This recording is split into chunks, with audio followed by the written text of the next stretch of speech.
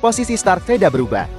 Setelah mengalami banyak kesulitan sejak hari pertamanya, dan hanya mendapatkan posisi ke-21 pada babak kualifikasinya.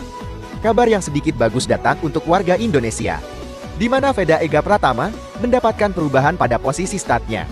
Veda yang tadinya harus memulai balapan di posisi ke-21-nya, akan naik satu posisi dan memulai balapan dari posisi ke-20. Hal ini sendiri bisa terjadi karena Casey O'Gorman harus mendapatkan penalti, hingga mendapatkan hukuman turun 12 posisi. Dan meskipun hanya mendapatkan perubahan satu posisi, tapi hal ini wajib untuk disyukuri. Udah itu aja beritanya. Terima kasih.